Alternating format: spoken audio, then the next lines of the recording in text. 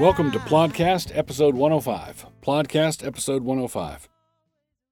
So, as one of the developments as we're recording this that just came down was that Bernie Sanders, who's currently running for the Democratic nomination for president, had a little set-to among his campaign workers.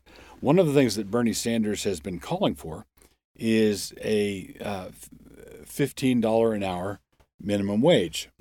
Okay, $15 an hour minimum wage.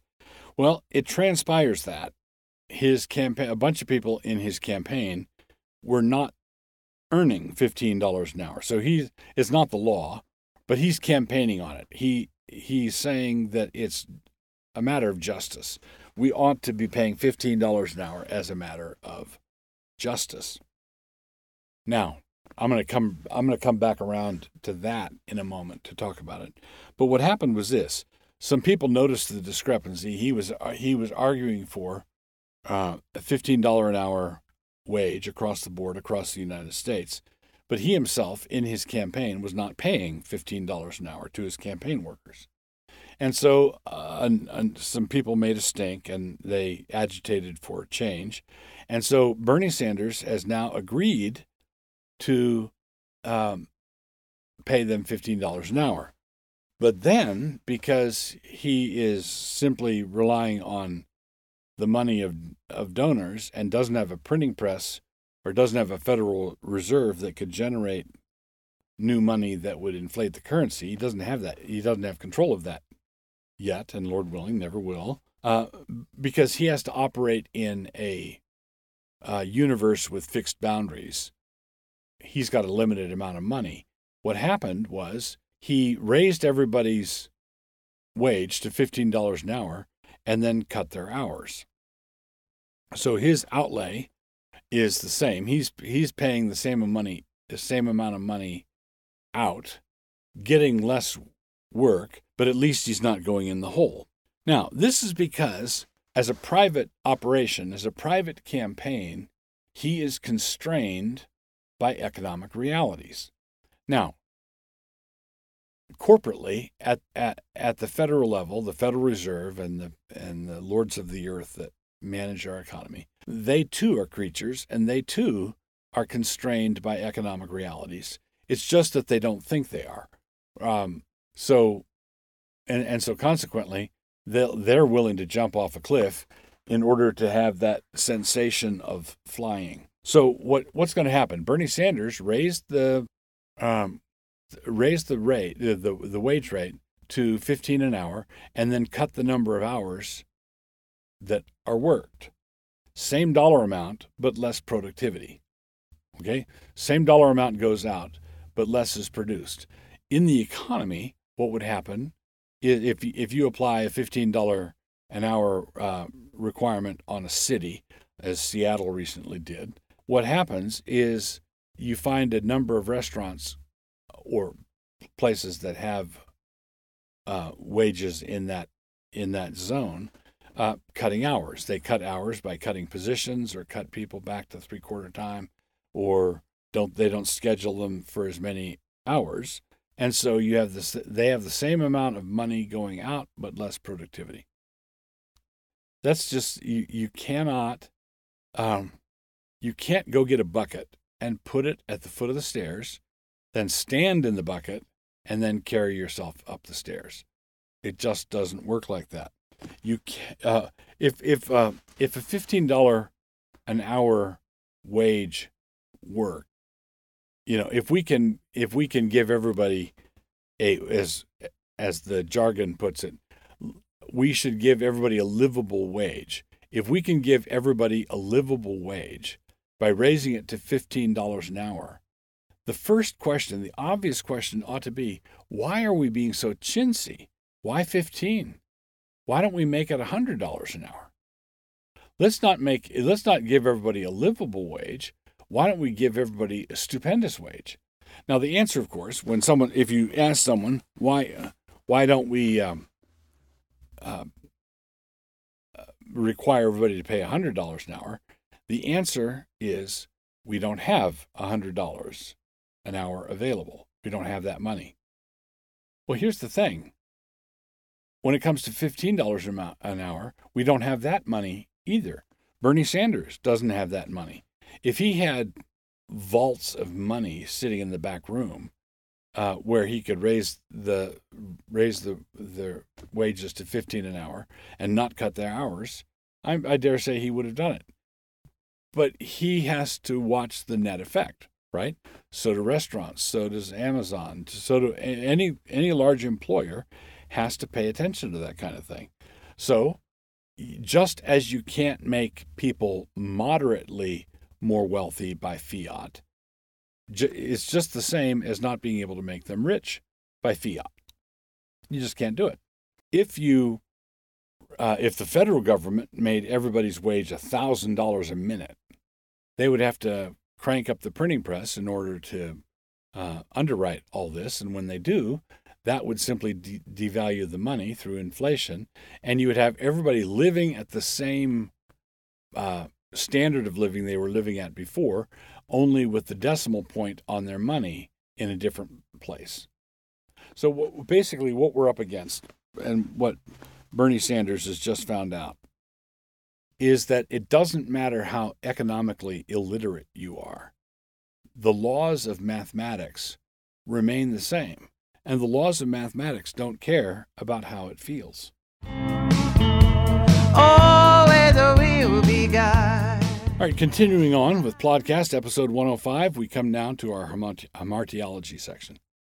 We've already considered one word for threatening, apelei. We did that last week. We now come to another closely related one, Apelei. As before, threatening is something the ungodly do. Ungodly people threaten. As King Tyrion says to Eustace in the last battle, "Peace, Eustace, do not scold like a kitchen girl.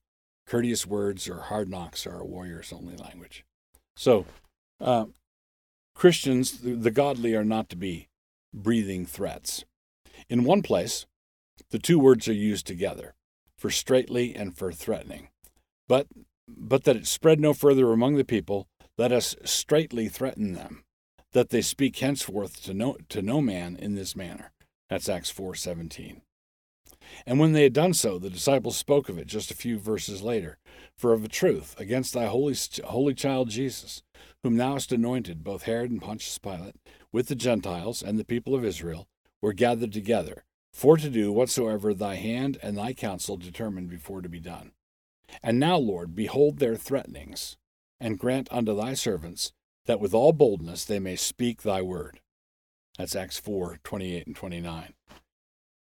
We can see the sinful frame of mind that Saul of Tarsus was in as he engaged in his attack on the fledgling Christian church. And Saul, yet breathing out threatenings and slaughter against the disciples of the Lord, went unto the high priest, and desired of him letters to Damascus to the synagogues, that if he found any of this way, whether they were men or women, he might bring them bound unto Jerusalem. That's Acts 9:1 and 2. And of course, later, this same man, now transformed, instructed Christians who were masters of slaves to make sure that they did not attempt to govern them in this sinful way. He says in Ephesians 6:9, "And ye masters, do the same things unto them, forbearing threatening, knowing that your master also is in heaven. Neither is there respect of persons with him." God's people ought, that's Ephesians 6:9, God's people ought not to function with threats really at all. And a particular word to parents in this regard: you shouldn't threaten your children. It should either be, an instruction or requirement, and then if they don't obey, consequences. But don't threaten consequences. Threatening consequences is trying to manage people with discipline on the cheap. It's not really what we're after. Continuing on with Plodcast 105, my book review section, I'd like to review a book that I read many years ago by Thomas Sowell called Pink and Brown People. And I think the subtitle is Other Controversial Essays. Thomas Sowell is really a treasure. And when it comes to economics, and it comes to economic analysis of the relationship between different ethnic groups and different races, he is dispassionate, logical, objective, careful, studious. I just recommend him highly, and he can say things that oftentimes conservative white economists can't say because he's a black man. In other words, if you say something, if you're white and conservative and you say something that he says, you'll be more than a few times. People have been accused of racism. Nowadays, you can be accused of racism at the drop of a hat. A racist, as the saying goes, is anyone who's winning an argument with a liberal. And so, what Sowell does is he just says, well, let's look at the facts. One of the striking things from this book of Pink and Brown People, another great book is that Sowell wrote was White Liberals and Black Rednecks. That's also a collection of essays. This one, Pink and Brown People, here's an example of the kind of analysis he does. So when black people in America are at an economic disadvantage, as many of them in fact are, it's a very simple thing to blame the problem on racism. In other words, the system is rigged against them. They have to go out into the marketplace and deal with bigots and microaggressions and macroaggressions, and see that's what the problem is. But what Sowell does is he does a comparison, for example, between blacks in America who came from the West Indies and blacks in America who came from America, and the difference to an average racist employer or average racist potential employer, he wouldn't be able to tell whether someone was whether their ancestry came from the West Indies or not. Well, what Sowell does is he shows that blacks from the West Indies excel, and they excel in much the same way that immigrants, hard-charging immigrants from other parts of the world have done, whether it's Chinese or Vietnamese or Koreans who have a cultural expectation of excellence and intact families, and they push it and they get there. And Sowell, of course, doesn't argue that there's no such thing as racism. He's saying it's not the key factor, because if we look at blacks from the Bahamas excelling in the United States and blacks from a different cultural background not excelling, it's a glib response it's a glib analysis to say, well, it was the black skin that did it. Well, if that's the variable that you want to say is controlling the outcomes, well, let's do an analysis that includes that variable. Why is this group over here excelling? And why are they so consistently, quote unquote, lucky? So, Pink and Brown People, Thomas Sowell. I like that gentleman a lot. God don't never change. He's God.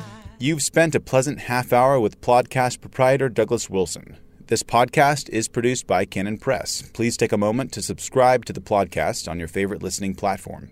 To hear more from Doug, please visit canonpress.com.